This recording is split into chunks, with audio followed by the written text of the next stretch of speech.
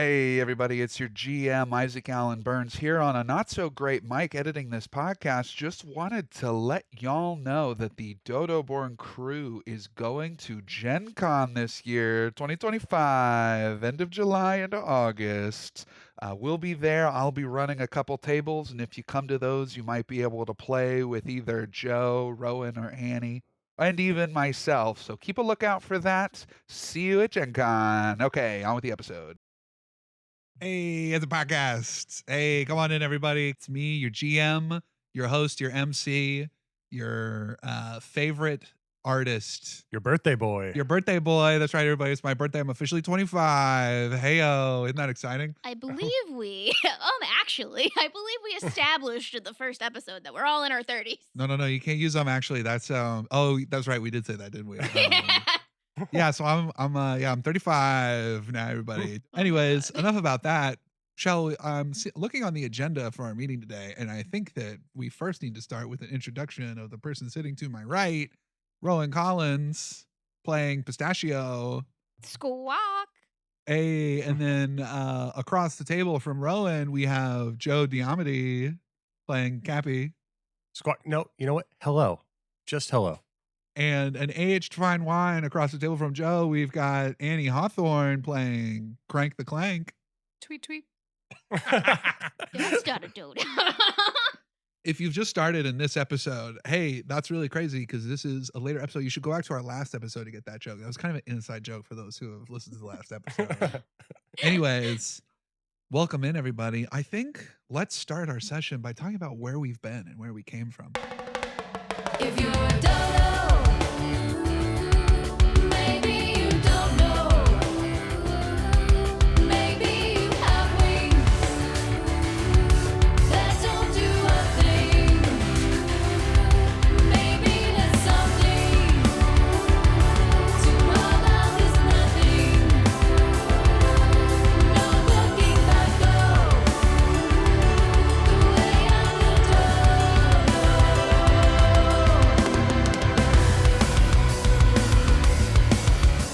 But if we can be great, extinction could be sane. Adventure and romance, mystery and nonsense. Some fear and some hope, fooling us all goes. So maybe we all know the way of the dodo.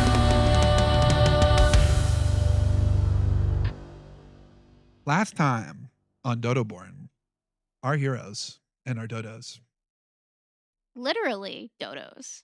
they traveled around the city doing a little bit of investigation based on the events of the night prior. Kapi had a heart-to-heart with Cyrus. Scarlet broke down in front of Crank and Pistachio, and the party found out that Ash, the Blue Inferni, was actually the one who broke Nathaniel's leg, much to his dismay and his denials. Eventually, making their way into the forest, they were accosted, perhaps, or greeted by one Percival Anachronisms, the apparent caretaker of a dais in the middle of the forest that was apparently a sage's grove, a place of power once tied to the gods themselves.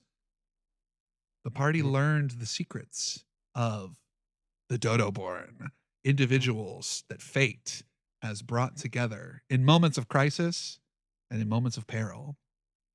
And as we recall, this awesome bombshell that was dropped on our party that had just incredible implications, Percival's voice travels up into the air and echoes. And I want to follow that voice for a second because instead of starting with our party, I want to start somewhere else for a second. Oh, what? We go back a ways, the night before. We see a man standing at the edge of an encampment. It is nighttime. Currently, our protagonists are having very chill, relaxing, lucid dreams, all very snuggled away in Pistachio Droop's home. This man, however, stands underneath the stars that twinkle through the canopy of the trees above him. This man is known as Commander Glenn. He is a lithe build simia. who walks around with 2 swords strapped to his back, some dirty red fur peeking out through some of his armor.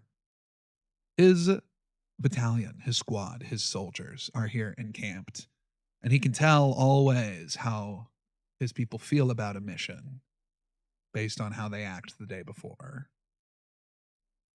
If they're dangerous, or perhaps people are unsure of how it's going to go, he can feel the tension in the air. People laugh a little too loud. They snap a little too quick. They eat a little too little. However, the opposite feeling is in the camp tonight. Conversation flows as smoothly as the ale at the corner of their lips. Mirth can be heard inside and outside of the tents. He is not one for mirth tonight, though, for he has the hardest job. Him and his squad of 3 new recruits. He strides over to the other edge of camp and plops down at a campfire where 3 of his more recent soldiers are sitting, sharpening their brand new weapons.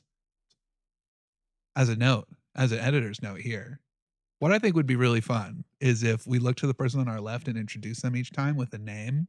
So you get to name the person to your left. Commander Glenn, I've taken the moment to name Rowan's character Buckeye. So, Buckeye, how do you like your new tools? Rowan, can you describe Buckeye for us? And the other thing I want to know, the 2 things I really want to know about this character are 1, what is their most defining feature? And 2, what kind of weapon do they have? Tell us about Buckeye. All right. So Buckeye is a fawn with giant deer-like antlers coming up above like his head, and one like very, again, he's kind of got like brownish like skin with like one white piece right over his eye. So like it gets like a circle right around his eye. His weapon is a slingshot. Nice. Yeah. He looks over back at the commander and goes, "Yeah, I suppose this will work. You like the weight of it? It's pretty heavier than your like typical like slingshots that I'm used to, but it's all right. I'll just two-hand this one and rub some spit in it and it'll be fine." This is somewhat brand new technology from out the lab, so Right, take right. good notes, okay? Yeah, is that what these like little blue things are on it? That's right. You look down at the slingshot and you do notice, 3 of you notice, there are these small blue indents in your weapons. See that Commander Glenn says they gave us some instructions on how to power them up, as it were, so we need to make sure we do that beforehand. I'll let y'all know tomorrow. Well, I'll take a couple of practice pitch shots over here at Chomsky. Okay. I'm Chomsky. Okay. You can be a little more confident. Yeah, no. I'm Chomsky. Tell me about Chomsky. Yeah, so the thing about Chomsky is he didn't want to join the stupid war in the first place. But now he's here. And he has a boomerang. Ooh, a boomerang. What does Chomsky look like? What can you tell me about Chomsky? Yeah, so Chomsky is also a can he be a blue simia? Absolutely. He can be any color you want him to All right, he's a blue simia. But he's like not very Donkey Kong. He's very he's more Diddy than he is Donkey Kong. be. Yes. Yes. Oh my God. And blue. Nice. Yeah. Commander Glenn feels a certain kinship with you. Same question, Chomsky. That boomerang come back to you okay? Yeah, I think so. I think it's going to depend on the field. Things like weather and wind and circumference, words like that. Do you even know what circumference means? Buckeye, what do you think circumference means? Circumference means it comes back to you in a circle. You ding dongs. Oh, I see. I made sure the labs provided a short range combat option on each of these weapons. So just make sure that you practice switching between the two of them. You should have a good club and that slingshot. And I believe that boomerang should have a blade on it as well. So Yeah, the boomerang detaches into two, Oh, and that's each sweet. of them like have the blade that like sticks out. well done. That's super sweet. Yeah, I'm a big fan. Yeah, it suits you. Thanks, Buckeye. You're welcome, Chomsky. But I'm more interested in how Sunset feels. Annie, tell us about Sunset. Sunset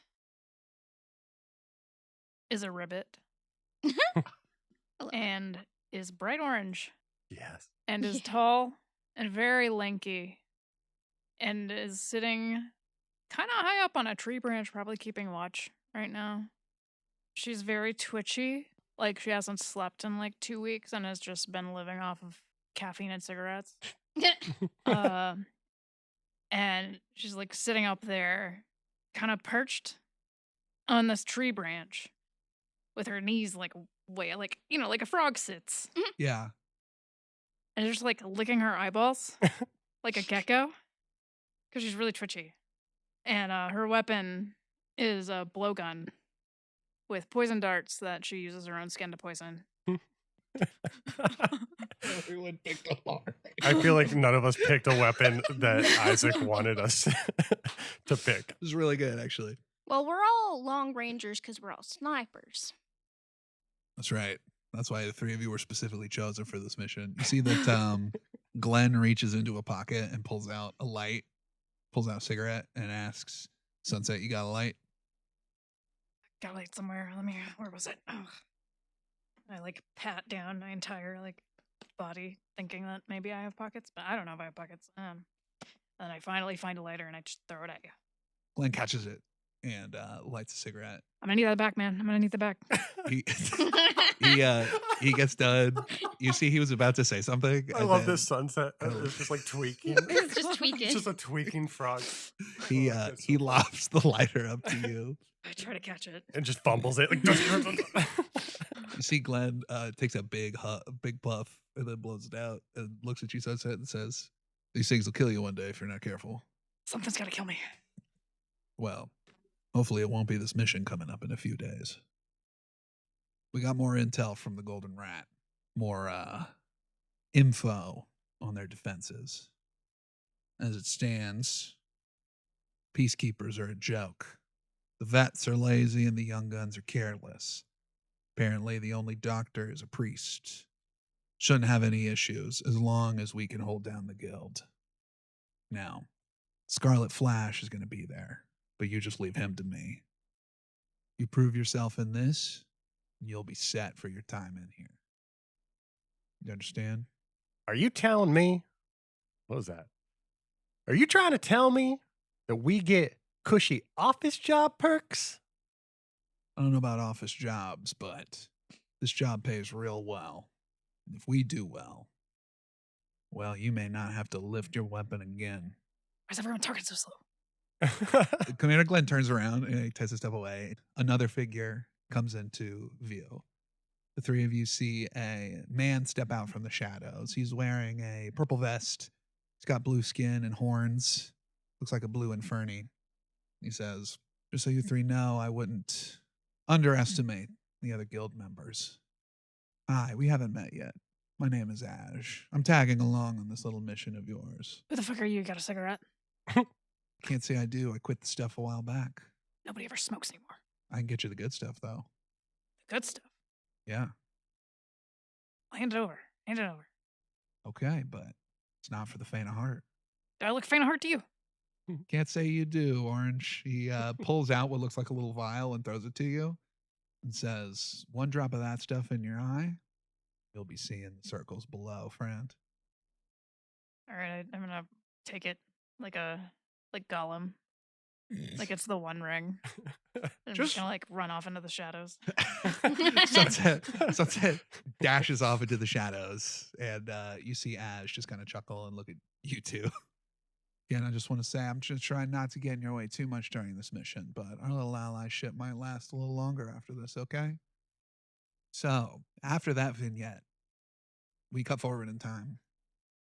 The three of you, Kapi, Pistachio, and Crank, are standing on the dais. Percival Anachronisms has just told you the secret of DodoBorns, and he looks and says, "That's right, we call him DodoBorne, after the brave dodos." Pistachio's hand shoots up. Oh, you have a question? Yes, sure. He Um, spins around, and suddenly he's wearing like a professor's robe, and there's a chalkboard behind him. Okay, all right. So, if I understand this properly, you're saying that we're chosen ones because the dodos were like spirits and farers of the gods. Does that mean that we're gonna turn into? I mean, I already turned into a dodo, but are these two gonna turn into dodos? Well, Wait, let me would stop that you. be magic? That would be magic. That would be quite. Well, maybe I magical. should turn into a dodo. Ooh. I need to be very clear to both of you. I do not want to turn into a dodo. What is happening on this No. little altar here? I see. There's been a bit of a misunderstanding. Let me try this again. So, you're not really chosen ones as much as you're more like weird freaks, weird little mutants. You go around, you scare small children, they run away from you. That's more what you are. See, Oh, because there are some people who are dodo-born and they don't even know, right? It's just the oh. ephemeral lingering of deific energies that surround the world that often gets more concentrated in times of peril and great upheaval is more really what I'm saying to you. Percival. So, Percival. yes, of course. That's my name. I just I need you to level with me here. Okay. Sure, yeah. Are you telling me that I'm bound by fate to Mm, these two? Please say yes. Please say yes. Please say yes. no. Please say Please yes. say no. all right. Would it make you feel better if I said yes, or would it make you feel better if I said no? Yes. No. All right. Well, then, Crank, you got to be the one to break the tie on this one. I think this means we're best friends forever, guys. Then, yes, you are bound together for life. You're basically Cappy, married. yes. Married? Yeah, you're basically now a menage a trois, as it were. Oh, I really hope we don't have to Guys, he's copulate this marriage. Me too. I don't want that. This little freak is just messing with us. He popped out of nowhere on a tabernacle, and we're supposed to believe that we are mystical dodos. Listen, here's the entire piece. Okay, not a dodo. Anyways, continue. I mean, I'm a dodo. Well, you're not a dodo. All right, just to be clear, I feel like there was a miscommunication here. You're dodo born, all right? You have the spirit of a dodo. If I said anything that made you think that you would turn into a dodo, that's on me. I need to work on my communication skills, I think. But you're not going to turn into a dodo. The dodos are all gone and dead and extinct, all right?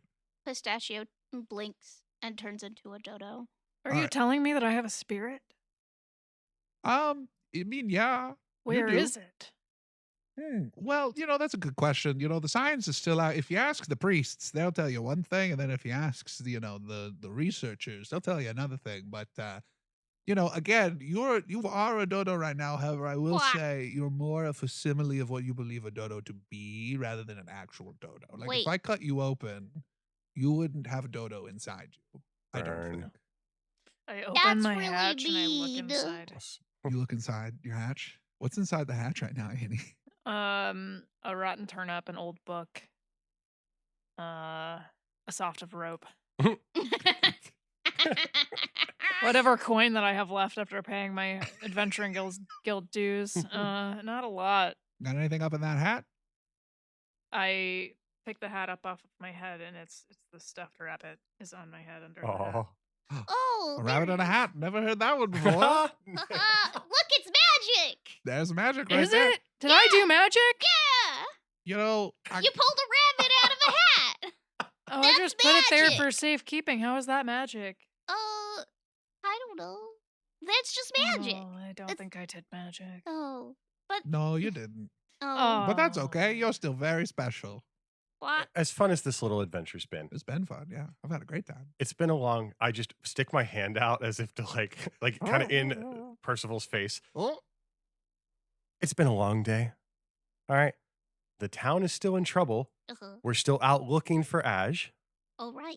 And somehow we are again being distracted by being here. Oh, I guess that's right. So, little Percival guy, That's right. That's my name. How you doing? can you help us save the town Hmm. of Breckenroad? There is a horrible twisted conspiracy that we all believe goes all the way to the top. Ooh. And we need to get to the bottom of it. And it starts with the blue guy with the horns. His name is Ash. Can you help us with your god or your magic or your annoying little tricks? Find Ash. You see that he kind of puts a finger on his chin and kind of strokes his little beard, and he's tapping his foot. Says, let me look through the Rolodex. And he spins around, and he's now behind a desk, and there's a big Rolodex. And he's kind of thumbing through it. Well, it seems like I don't know of an Ash. I also don't know really what the top of what is, but I can tell you this at least, just based on observation. You were brought here probably for some reason. I can't make comment on what the reason is, but I can tell you that perhaps your next step should be to find the relic that was lost from this place many, many years ago. The what? Is that the missing thing from the altar? But indeed it is, my good sir. You are quite the investigative journalist, I see. With those eyes, nothing will get past you. He spins, and now he's in like a big trench coat with a big old magnifying glass. It says, if you look close at this here altar, you'll notice there's a divot in it. You see, this is probably something they don't teach you in the history book, so keep this close to your chest, kids.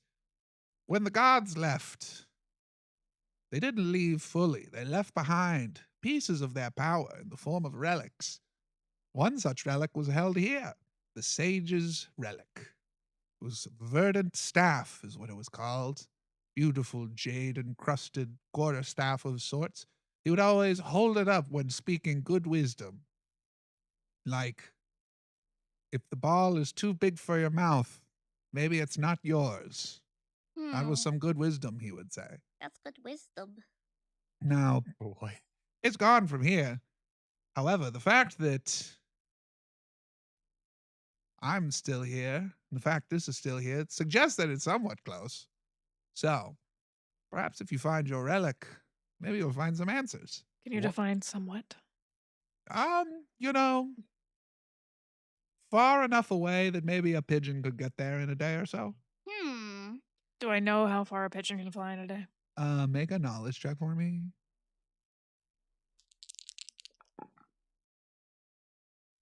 13 with fear. 13 with fear. I'm going to use that fear right now. And on a 13, as the pigeon flies quite a far ways, about 24 hours worth of a pigeon flying. And as you think that to yourself, you see that the man in front of you, the little gnome, turns into a pigeon and flies in your face and starts pecking your head and says, think, metal man, think. How far can I fly? Ask yourself that. Is your precious Breckenridge in this area? I grab it. Oh, you got me. Oh, Throw it again. what are you going to do to me?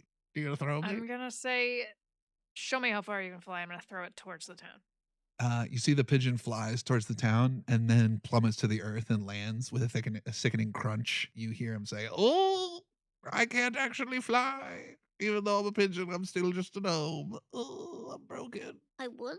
If only someone could tend to my wounds. Not at this point, little pigeon Oh, man. if only. Okay, It's a fine. trap. He turns back into a gnome and comes back. Can I perceive? Here's what I want. I want to try to sense some ill meaning, Ill intent. ill intent. Ill I meaning? am. Interesting. Here's Okay. what I'm nervous about. I'm Yeah. nervous about, as a player, Mhm. I'm nervous about going to find a weapon of a god and bringing it back to a place that it's not anymore, and bad things happening. Hmm. This is all starting to feel very Indiana Jones and the Boulder. Go ahead and make we're going to say an instinct roll for me. All right, my instinct's +0. There we go. That is a 15 with fear. 15 with fear. Do we ever roll with hope in this game? That's a great question, actually. You know what? I'm going to choose to bank that one. I'm going to bank that fear. Do I get a hope? No, you don't. You don't get a hope. I just get to keep that fear for later. And for those keeping watch at home, I haven't been good about telling everyone how much fear I have, but I currently now have 6 fear banked up. Uh-oh. Hi, it's me, your GM, Isaac Allen Byrne. I haven't stopped by in a while. Sorry. Oh, life's been so busy. Am I right? I'm just here to tell you that just a reminder is that as a GM, whenever your players roll with fear, it is encouraged for you to take a GM move right then and there to perhaps maybe interrupt the flow of play for some big story moment or to push something in a different direction. But sometimes if you don't feel like there's a good way to go about it or not a way that would serve the story, you can just bank those bad boys up. So keep that in mind, fellow GMs. Anyways, back to the story. So Kapi is looking at this little gnome who's currently doing cartwheels. And Kapi reads I think is something so clear to Kapi is that this guy is not telling you everything. There's a lot this guy is not saying. But what he says about the relic could perhaps make sense to Kapi. Maybe something was brought here. Perhaps it was the gods, perhaps it was something else, but it's definitely pointing towards that relic. And that's what Kapi gains. But Kapi gets the sense this guy is not telling you everything. Group huddle? Yes. The three of you huddle together and you see that Percival comes in between your legs and says, "What are we talking about? Percival, Anything I can help with?" Yeah. buzz off. Go be a Oh. pigeon or something. He turns into a bee and then buzzes away. Yeah. So, what are we thinking? Sounds like we need to go find this branch or whatever it is. Yeah, but what happens when we find this branch? I don't know. We bring it back here and then we get what we need What do we need? to find Ash. And bringing a relic to a temple is going to help us find someone? That's what this guy says. I think Cappy's right. I think this is a little bit of a distraction, but I wonder if there's. This guy says he doesn't know Ash, but there's been so many weird things going on. I feel like this could be a distraction for us, or it could be more of the plot to get something to, like, blow up the town or something. Like, what is this for? Well, maybe we find it and we use it against whatever's threatening the town. As the leader of this little party, Uh-huh. I vote we do find this relic. Okay. Seconded. Thirded. Perfect. Fourth. Ugh. Sorry, I was listening. Yeah. I pick up the gnome and I throw him again. He flies off into the sky. Let's see. Most magic things have like a smell to them, so let's see if I get any whiffs of anything from the dais itself. I'm already in a dodo form, so this shouldn't take too long. And Pistachio will like waddle over to the little like hole and just like, stick their beak into it. That's how dare you. First question, what the hell? Pistachio, you get a whiff.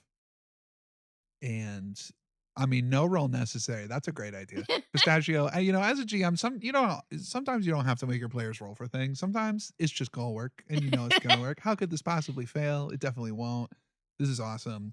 Pistachio, I think for the next 24 hours, any instinct roll that you're gonna make to try and sniff this thing out while in your little dodo sniffy form is gonna have advantage. Ooh. Pistachios, your head is sniffing. It smells like lilacs. It smells like an old book. It smells like trees. Rowan, what else does it smell like? Give me one more smell that this thing smells like. It smells like little old ladies that you can call mother. That's so beautiful. As you take in these smells, the gnome lands on the altar, having been thrown up in the air, and he's in the Lionel Richie pose. He says, "So you got a good idea of what you're going to do to find it?" We're going to the library. Ooh. And then, almost an instinct, they're going to just start marching towards the direction that they think the library is. Nice. That's awesome. You start walking away. The three of you head off away from the. Well, I don't know if you do that. What do you two do? Do you follow the dodo walking in a direction away from the dais, or is there anything I else think you want to do? Follow the dodo, but as I go, I have 14 scans of every book about magic in that library in my brain. So Yeah. I'm like, oh, when they go to the library and they're looking through like really old news stuff and it's just like flip, flip, flip, flip, flip, flip on Yes. like the screen. Yeah, it's that. Like, and I'm looking for any mention of a staff or like a magic, like, Ooh. Yeah. Crank has been reading these books. And as we established, a lot of these are like children's book about magic. However, one of the books was a history of the town because a lot of myths, obviously, have historical backing to them. And I think that something that catches your eye is that there is an old picture, maybe a couple hundred years ago, of a fawn man standing in front of what looks like an apple tree. He's got a walking stick, but that walking stick is very big. And the old picture makes it look really knotted, like it's got a bunch of knots all over it. But Crank, your eyes stop on it again, and you kind of zoom in. And you see this kindly old looking fawn man holding this staff. And on closer inspection, with what you heard Percival say, maybe those knots are actually some kind of gem encrusted staff. Does this fawn look familiar to me at all? Like, do they have any resemblance to, say, Scarlet or to, say, the patriarch of the Droop family? So you actually do know who this fawn is. His name is written in the book. This is the equivalent of Scarlet's great grandfather. What? His name is Augustus Applepeople. Y'all established in like episode 1 that it's the Apple People. Scarlet Apple People is her full name. All I right, see what you Yeah. did. I'll like reach out and I'll try to put a hand on the dodo somehow and just get their attention. And I'll be like, I found something. And I'm gonna find somewhere. I'm gonna find like a big tree or like something that I can like project this image onto, Whoa. Whoa. That's just like cool. through my eyes. That's cool. Is that magic? No, it's just a projector. Oh. But look, that's Scarlet's great grandfather, and What, that is Scarlet? the staff. That Yeah, is the Augustus staff. Apple People. Yeah, See you standing in front of an apple tree, Kapi. Right. You think that's the staff we're after? That is the staff we're after. Look at it. Those Can you knots, zoom that's in? jade. Yeah, I will like Enhance. try to magnify the image. It enhances. You zoom in a little bit, and the resolution increases somehow. It gets even more resolution. Oh gosh. You know what, guys? Actually, I don't like this anymore. Why? Because I think maybe timeout, right? Timeout. Cappy's doing like the timeout with his hands. All right, I don't know where this is going anymore. It's kind of right. Ooh, Well, Right. if I just want to make sure that we do not put Scarlet in danger. Okay. As you say that, I would like one person here to make an instinct roll. mine's alright. You said with advantage, right? This will not be with advantage. This is something different.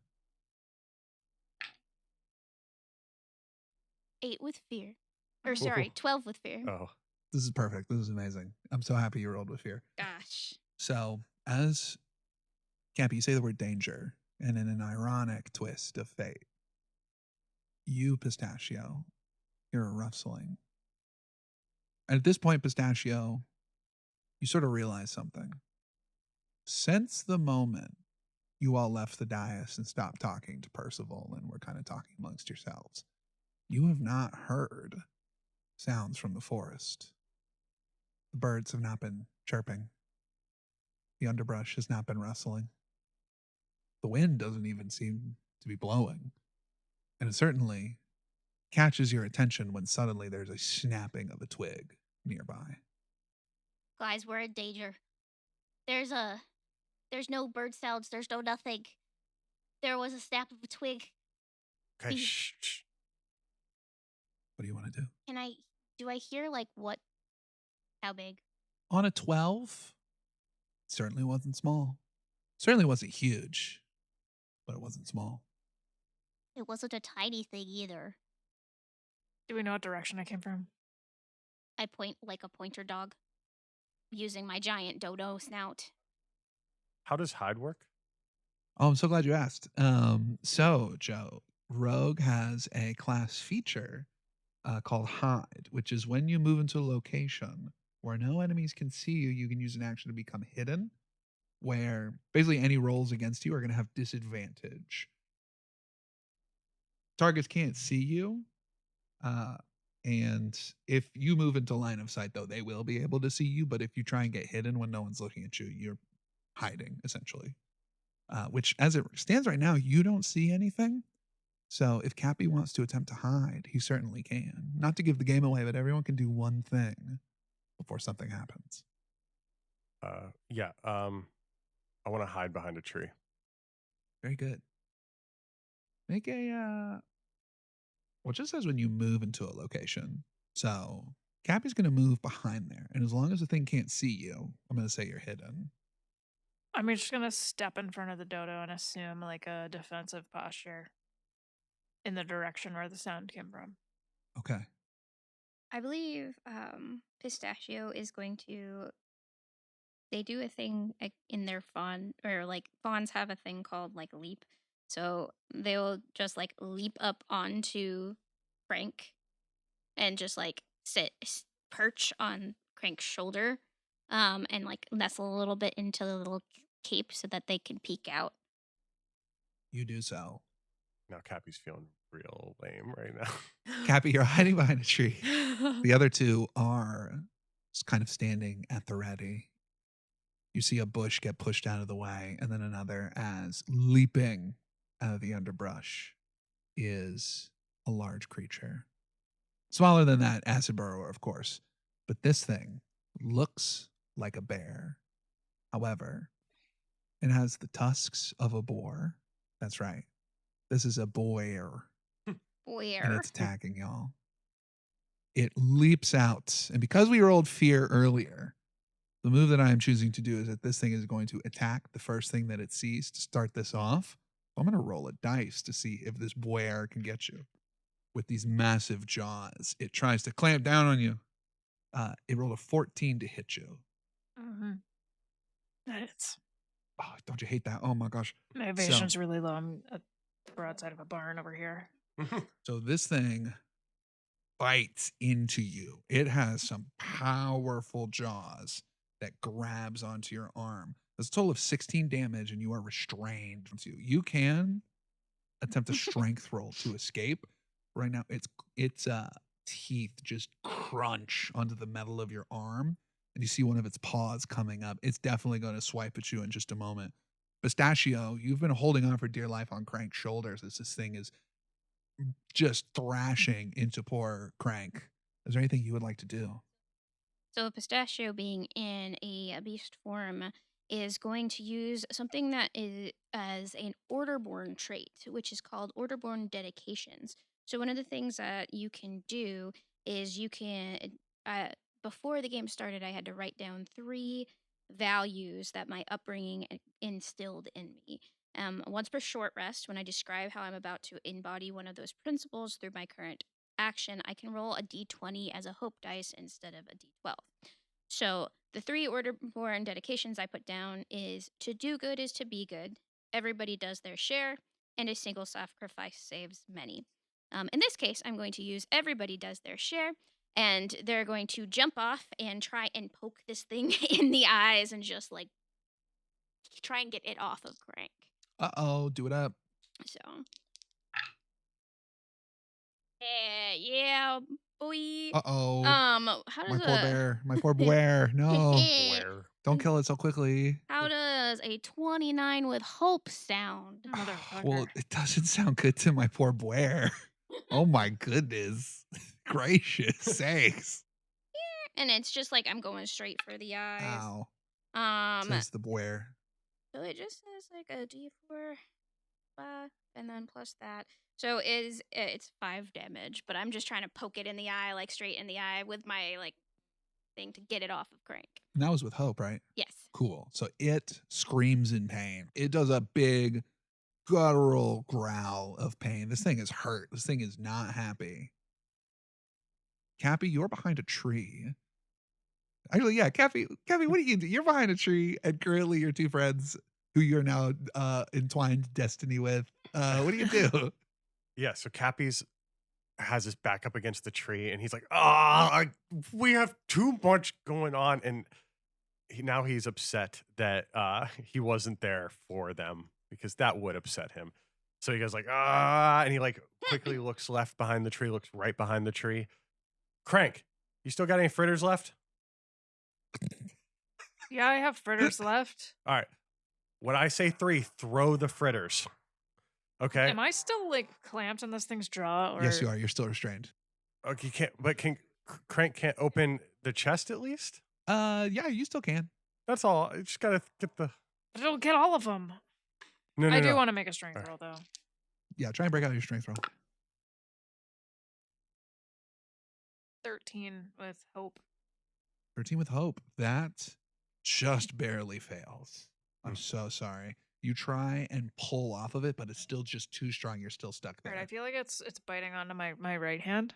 So Yeah. with my left hand, I'm gonna try to like hold it over here and like open my thing and try to get a fritter up. but Okay. It's not my dominant hand, so Yeah. All right. And what I want to do is so, don't forget Kapi has that ring that does some slight magic with Rain of Blades. So I can spend a hope to conjure throwing blades. Oh my God.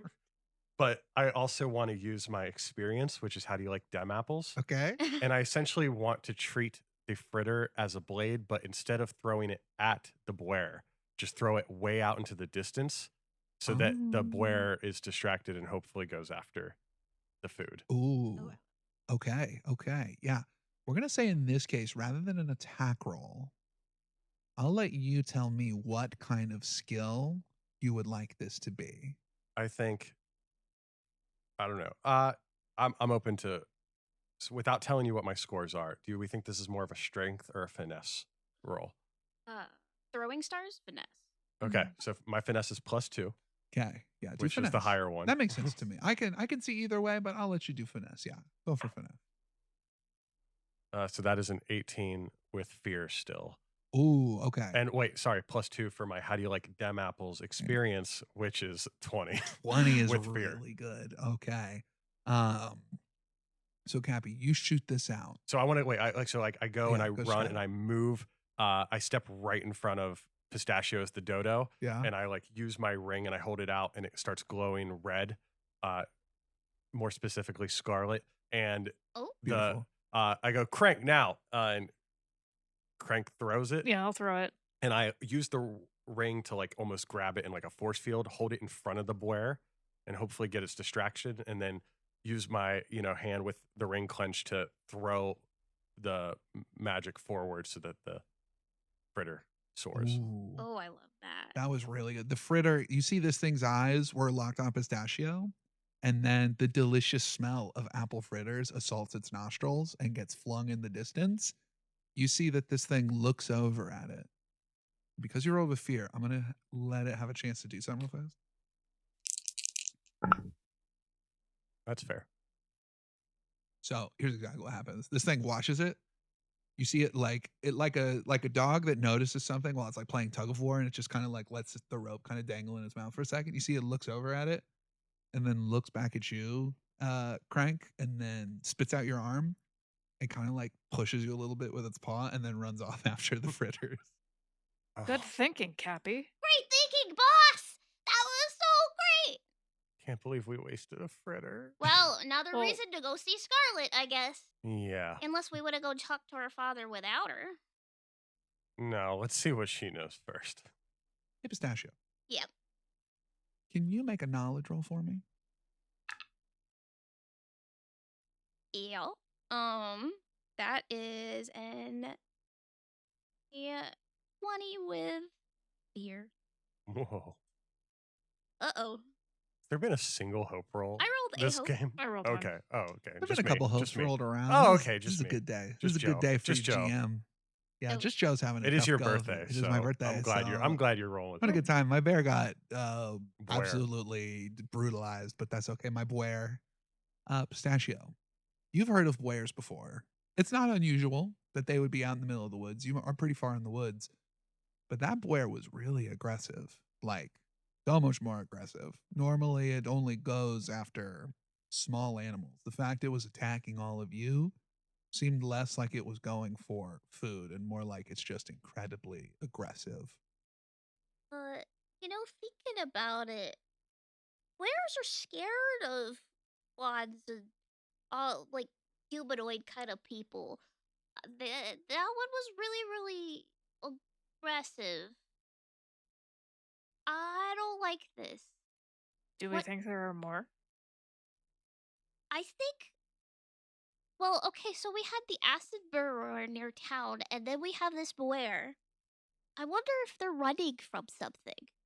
What would they be running from? Whatever is, and Pistachio will point up towards the direction that it came. That way. Is Pistachio pointing towards the mountains right now? Yes, Pistachio is pointing deeper towards the mountains. What if it's not? What if they're not running away from something, but they are being forced our way? Either way, there's something up there that is not good. We could go get the staff, or we could go check out what that is. I mean, I've been in those mountains. What's in those mountains? Nothing. It's just like desolate land between here and Justine. But Hmm. if something is coming that direction, then it would lead me to believe that it's coming from Justine. I vote. I don't know what I vote. Well, should we find the staff and then go back towards the mountains? Or is the staff something to throw us off?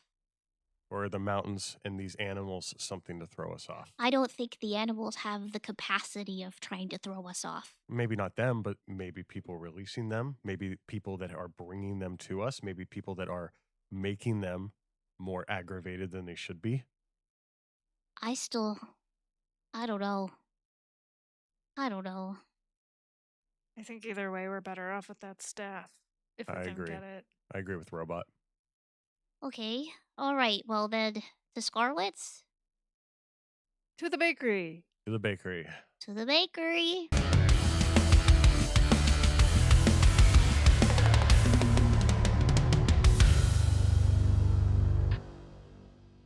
Hey, it's a podcast.